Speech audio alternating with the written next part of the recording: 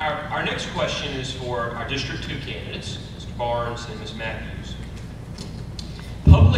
Public education currently uses a formula that focuses, for teachers, that focuses on qualifications versus merit. Do you support paying effective teachers more than ineffective teachers? And if so, how do you define an effective teacher? I support teachers who do a good job and do a job of excellence. The question is, what criteria do you use to determine that? Is it the test scores of your students? Is it how well they perform? Do you take into consideration the ability level of the students in your classroom? I mean, if I could pick my students, I'd get paid a lot more because I'd go through the profiles of my students and pick the ones that make the best grades and put them in my classroom. I wouldn't be saying too much about that as far as that being a criteria alone, but I think we should come up with an objective standard to measure excellence. If we just go to test scores, let's put everybody on the same page. Let's go to test scores. Let's make it common, where we can look at apples to apples comparison. We don't have that now. We have supposedly an objective evaluation process now that I've been through 32 years, which I've never had a bad one, but I'm not saying that that was always objective. I don't know what the person evaluating me, what's on their mind that day. So to a certain extent, we will never get away from subjectivity in evaluations, because one human being is going to look at the body of work of another human being. I wish you could eliminate that, where there'd be no bias and no prejudice, but human beings just don't work that way. Can it be reduced? Absolutely. Let's put a specific set of criteria on the table. Let's let the administration or the school system sign off on it. Let's let the teachers sign off on it. And then let's evaluate them by that and that alone. I'll support that. All the way up and down the line. When that's done, I would support that. Thank you. Ms. Matthews.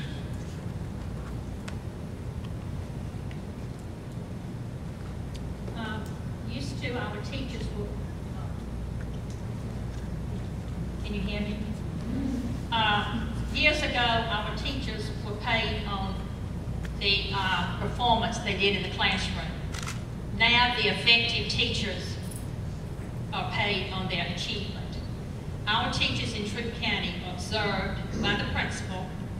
If they do not meet satisfactory, then they are put on a probation. The next year, they will go through a form of ritual observation.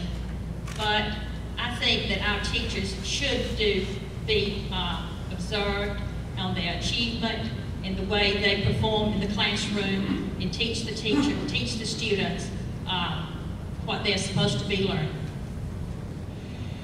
Our next question, I'll go to the other end of the panel to our District 2 candidates, and we'll start with Ms. Matthews. School choice has been at the center of education policy debate in the state and across the country, including a call for an increase in charter schools. Who do you believe should have the final authorization of charter schools and oversee their funding, the state or the local school district? And if you believe the local board should have control, would you support approving charter schools for Troup County?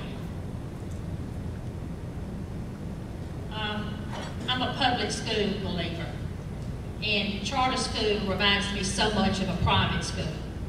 You get a voucher, and the voucher is given to the school that's open to run the school. And a lot of times, the vouchers are not providing enough money for the school to stay in existence. I read or heard somewhere where there were some schools around Atlanta that are charter schools that they're having to close them. I believe that if we do have a charter school, and I do not know much about charter schools, that the public schools should be in control and be in charge of them. Thank you. Mr. Barnes? I believe the local board of education should make that decision based on the will of the people. If the people in Troup County want charter schools, they feel that's necessary and essential for the development of their young people, and we should have charter schools. Simple as that. The funding, just like vouchers, will have to be worked out. I know we had the question asked about vouchers in the last forum, and I can say this about government: they have a tendency, when you put a program out there, to expand bureaucracy to do anything. So I'm kind of leery about any new program, even perhaps maybe charter schools, if we don't think it out, we don't make sure things are in order before we start a program and we spend our money on more bureaucracy instead of educating our children. But that should be left up to the local Board of Education and the will of the people. They pay the bills, the system belongs to them. In order to ensure that our school system is effective, ordinary citizens must be engaged. How can and should the community be involved in the school system? Open lines of communication. And that doesn't necessarily necessitate someone appearing at a board meeting. Why not go out in the community, have a meeting once a month with people in your district, take you a pencil, a piece of paper, ask the parents what their concerns are for their students, write them down, go back, get back with your board members and say, how can we resolve this issue and the concerns of these parents? That would be a good way to involve the community with, in a non-threatening manner, and I mean all stakeholders. I have to work with all stakeholders. I sit on the committee and I deal with bankers, I deal with fellow administrators, I deal with people at the bus shop, I've had to deal with people in the public. I still sit on that committee. I have to go and, if a meeting's called, I have to work with them. I have to work with all facets of the public and even the parents. And so I think it's important that we get parents to have an open line of communication with us and let them see that we are transparent and we have the best interests of their students at heart. You will win them over. Your home life will improve when they know they're coming to school, that they are safe, they are provided for, and you have their academic interests at heart. Every parent wants their child ultimately to be a success. As bad a parent as we may be and have flaws, just like I have them, we want our children to do better than we have. And that's something that we need to communicate to the public to win them over. Thank you. Ms. Matthews?